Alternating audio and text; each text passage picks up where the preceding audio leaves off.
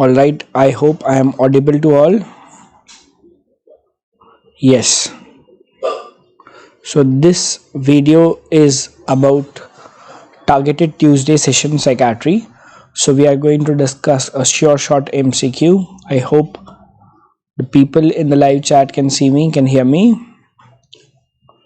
So shall we begin?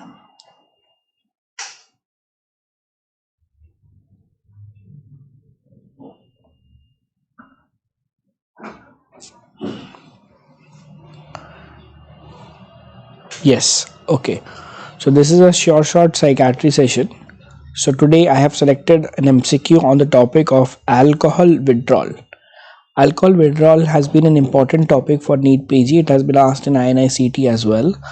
As far as the NEET PG is concerned, in the last 5 years, they have asked two questions on alcohol withdrawal. First question is this: a patient stopped alcohol for 3 days, so they have already mentioned, presented with irritability, disorientation, paranoid delusion, visual hallucination, and altered sensorium. Likely diagnosis. Now, this is a case of alcohol withdrawal delirium. Delirium because it is present for approximately 72 hours. 72 hours. There's no history of generalized tonic clonic movements. So there's not a seizure. It is not a Wernicke encephalopathy that presents with global confusion, ophthalmoplegia, and ataxia. It is not a Korsakoff psychosis that presents with recent memory loss and confabulation. This alcohol withdrawal is known as delirium tremens that has been asked in the exam previously also. Delirium tremens, the hallmark feature is here altered sensorium, or you can say disorientation to time, place, person. Disorientation to time, place, person. It also presents with psychotic symptoms like delusions and visual hallucination. Okay. How to differentiate delirium tremens from alcoholic hallucinosis? A person in the live chat, Kamran, has asked this question. Alcoholic hallucinosis always presents with auditory hallucinations in clear sensorium. There will not be any disorientation, while delirium tremens always presents with visual hallucinations in altered sensorium. Do you understand this? Do you understand this, Kamaran? Another question was asked on the same topic, although I was supposed to take only one MCQ today, but when I was searching for last 5 years NEET questions, I found that this question has been also asked in NEET 2018. Chronic alcoholic presented to the emergency with irrelevant talks. Why would somebody talk irrelevant? Irrelevant talk means psychosis or disorientation. He's talking to hallucination. He's talking to himself. He's not understanding what you're trying to say. Tremors, sweating, last drink 3 days back. What is the answer now? Again, delirium tremens. That's why it is important to do previous year questions before attempting the exam. 2018 paper it was asked, 2021 paper it was again repeated. So it has been asked twice, 2018 paper and 21. Please remember, Korsakoff psychosis you will only mark when there is frank amnesia. Discontinuation syndrome is also known as withdrawal.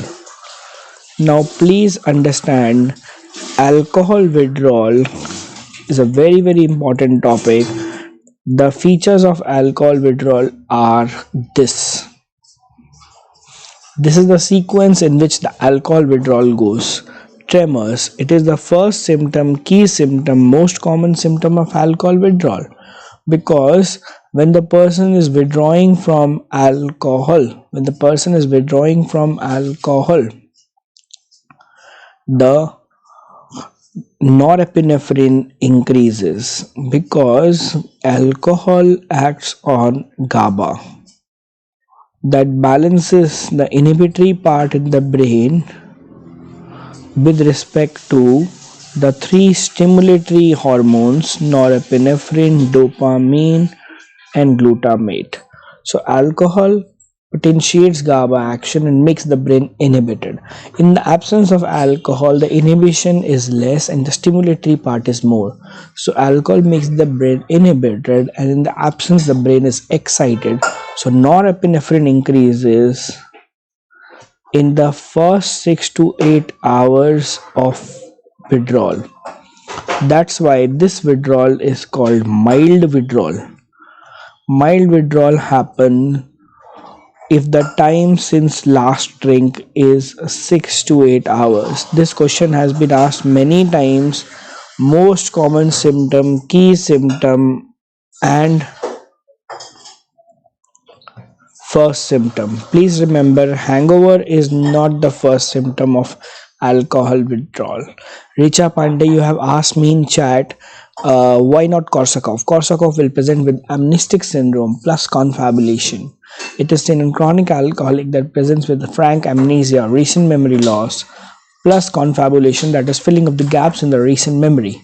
Don't mix Wernicke's, Korsakov, and delirium. Delirium is a frank alcohol withdrawal state. Then comes autonomic hyperactivity, tachycardia, and increased BP. Up to this, the withdrawal is mild. Then the withdrawal becomes moderate. Moderate withdrawal is seen in 8 to 12 hours of the last drink. It is due to increase of dopamine. When dopamine increases, the person has paranoia and hallucinosis. Paranoia means fixed delusion. Unlike delirium tremens, where we have fleeting delusions, alcoholic paranoia has fixed delusions. Always present delusions. Always present, not fleeting.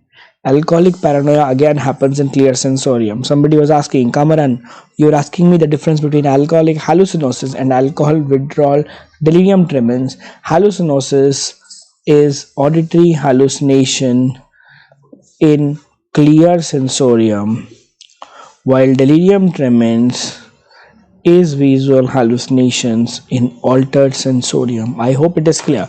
This is how the withdrawal is progressing. This is how the alcohol withdrawal is progressing. Now, this is your moderate withdrawal. Then seizure comes under severe withdrawal, that is 12 to 24 hours of the last drink.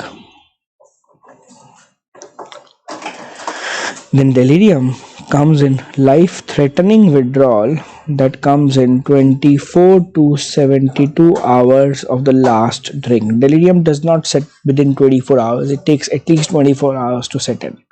So as the time since last drink is increasing, the withdrawal is getting more severe. More severe. Delirium tremens has visual hallucination, altered sensorium, disorientation, autonomic hyperactivity. How to differentiate between fixed delusion and fleeting delusion? Shreya Singh. Reshma is asking example of these delusion to know the difference. Of course, I'll tell you. Good that you are interacting. Fleeting means not always present. At one moment, the patient will say somebody is coming to kill me, and another moment he will say nobody is coming to kill me. This is characteristic of delirium. Unlike schizophrenia, where there are fixed delusions, schizophrenia will have delusion of persecution in the morning, delusion of persecution in the evening, delusion of persecution on 16 December, on 17 December, on 18 December. Delirium will suddenly say somebody is going to kill me. At another moment, he will say nobody is going to kill me. So, fleeting and fixed is just time dependent, not theme dependent. Reshma, you were asking example of these delusion. Fixed delusion are mostly paranoid delusion. People coming to kill me. in clear sensorium. In altered sensorium, it is fleeting. I hope it is clear. Now they also ask you treatment of alcohol withdrawal. Treatment. Now the treatment depends on whether it is mild, moderate, severe, or life-threatening. Ultimate treatment is benzodiazepine plus thiamine.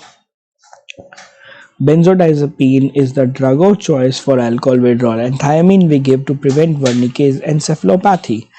As long as it is mild and moderate alcohol withdrawal, we give oral benzodiazepine plus thiamine. And the oral benzodiazepine of choice in mild and moderate withdrawal is chlordiazepoxide. Chlordiazepoxide, because this has longest T half.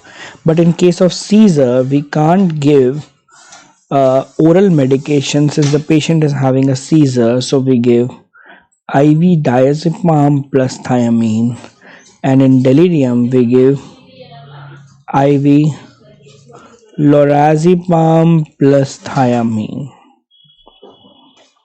In seizure we give IV diazepam plus thiamine, and in delirium we give IV lorazepam plus thiamine. These questions, if you have attempted a recent INICET exam, have been already asked. In INICET November 2022, this was asked. In INICET May 2022, this was asked. So these are very important questions. I hope you people understand why I have taken the topic of alcohol withdrawal as short question. Now, we give this treatment for a period of 7 to 10 days only. This treatment is called detoxification. Detoxification is treatment of withdrawal. Because the patient is having withdrawal symptom, we give benzodiazepine. But benzodiazepine itself being a drug of dependence, we cannot give benzodiazepine for long period. So once the detox period is over, we start de-addiction proper. Please understand, de-addiction proper is a different thing. It is to prevent relapse. Now the patient has already quit alcohol. Now you have to prevent relapse. So for that, we have two types of agents. Either we have anti-craving agent or we have deterrent agent. Deterrent agent is known as aversive therapy. This repels alcohol. Can anybody tell me the name of deterrent agent? If this is in the blood, alcohol can't enter. If this is in the blood, alcohol can't enter. It repels alcohol, but it is not an anti-craving agent. It's a very famous drug people used to mix it in the food of alcoholics so that when they take alcohol, there's a reaction and the patient vomits. Absolutely correct. The answer is disulfiram. For disulfiram to be given, patient must be off alcohol for 12 hours at least. Now last INICET, they also asked the mechanism of action of disulfiram. It is aldehyde dehydrogenase inhibitor. Alcohol gets converted to aldehyde gets further metabolized, so disulfiram is aldehyde dehydrogenase inhibitor, so it accumulates aldehyde which causes disulfiram ethanol reaction. So when the person takes alcohol and he gets accumulation of acetaldehyde which causes disulfiram ethanol reaction. When do I use deterrent agent? When the patient has very poor motivation. But nowadays mostly we are using anti-craving agents in the form of acamprosate. It is NMDA antagonist and naltrexone. It is also an opioid antagonist. So these are the three drugs used as anti-craving agents. Two drugs, acamprosate and naltrexone. There are some more drugs used as an anti-craving which are not yet approved,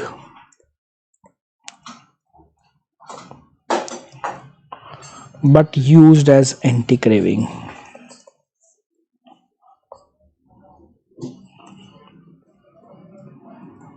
Anybody knows the name of those drugs which are not yet approved but used? Very good. Ondansetron, fluoxetine, very good. Baclofen, excellent. Topiramate, very beautiful, very good.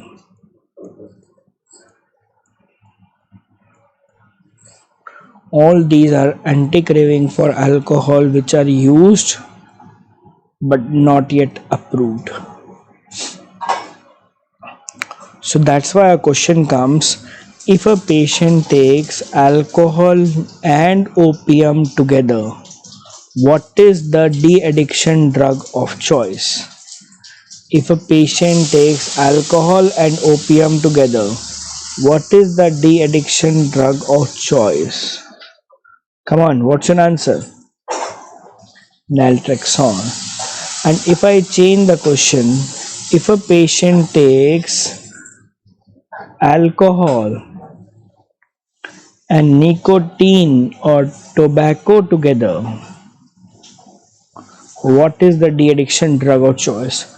Can you name a drug which acts as alcohol anti-craving as well as nicotine anti-craving? Can you name a drug which acts as alcohol anti-craving as well as nicotine anti-craving? No, Reshma, it's not acamprosate. Yes, Sagar, it is topiramate.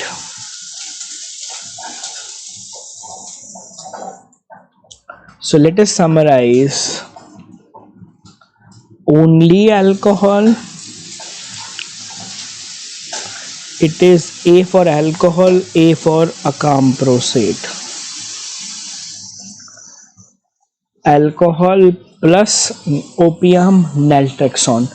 Alcohol plus tobacco, topiramate. This chart, do you think it is helpful? Do you think it is helpful? Obviously, only opium, naltrexone. Only tobacco,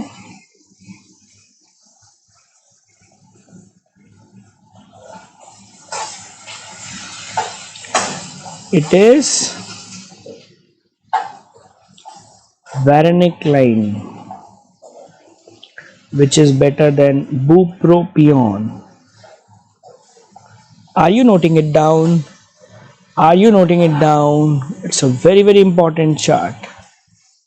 I've never given such chart in the class as well. You know, sure short MCQ means something from this is supposed to come.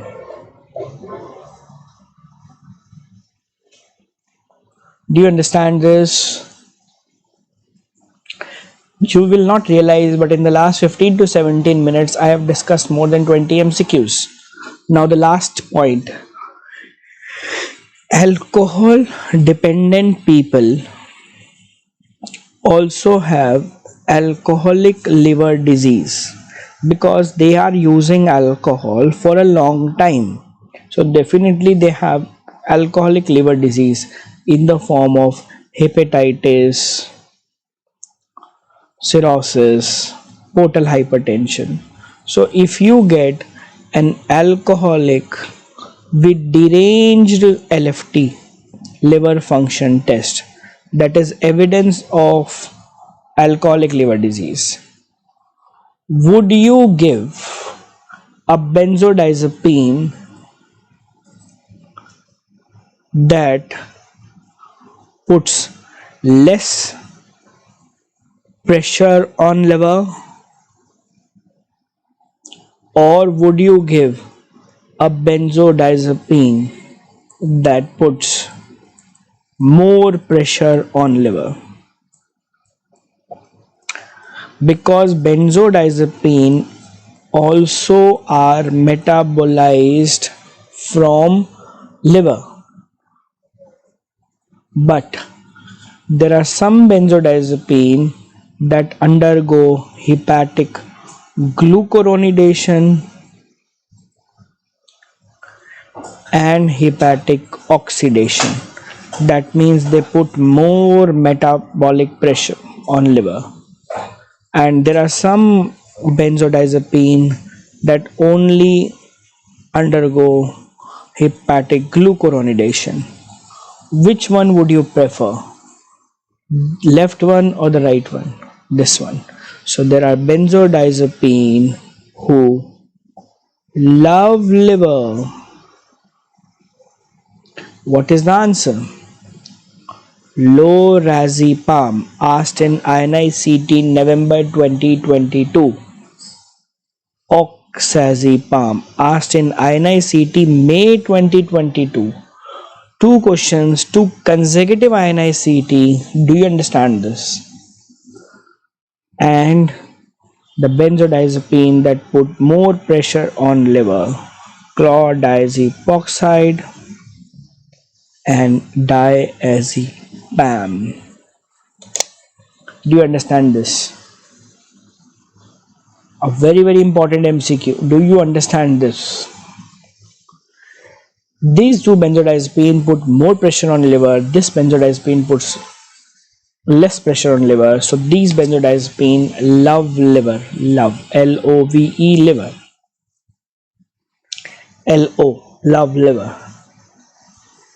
Lorazepam and oxazepam, chlordiazepoxide and diazepam. So in short, in the last 20 minutes, I have discussed with you two MCQs, along with that a topic of alcohol withdrawal. Before I close this video, I would again show it to you what I discussed in the next 30 seconds. I discussed this question asked in NEET 2021. The answer was delirium tremens because the patient has delusion, hallucination, altered sensorium, disorientation for last 72 hours. There's no GTCS, so there's not seizure. There's no ophthalmoplegia ataxia, so it's not Wernicke case. There's no recent memory loss plus confabulation, so it is not Korsakoff. Somebody asked me the difference between alcoholic hallucinosis and alcohol withdrawal delirium. Hallucinosis occur in clear sensorium and withdrawal delirium occurs in altered sensorium. A similar question was also asked in NEET 2018, where again the answer was delirium tremens, but there was no disorientation, rather irrelevant talks was given. It is not Korsakoff because it is not amnestic syndrome. So these are the 6 signs of alcohol withdrawal in increasing severity. We have discussed when it happens, why it happens, what is the neurotransmitter involved, and we have also discussed treatment. All right, so I hope this short session of MCQs was helpful for you today. I would like to have your reviews, opinions, suggestion, comments about today's session. The people who haven't watched it live, they are more than welcome to watch it recorded. I'm sure that this 20 minutes revision is not going to be wasted. I suggest, request, advise everyone on 5th of March when you give NEET PG and any question comes from today's session, do let me know. I would be more than happy, more happier than you as well, to understand that yes, something from what I have taught has come from a YouTube session. Okay, I usually don't teach much on YouTube, but when I'm given a chance, I try to. So this chart is a very important short MCQ. Alcohol plus opium, alcohol plus nicotine, only alcohol, only tobacco. Take a snapshot, take a screenshot. Alcohol with alcoholic liver disease, derange LFT. We will give benzodiazepine, that more important. Okay, thank you very much. Have a nice day. Bye bye.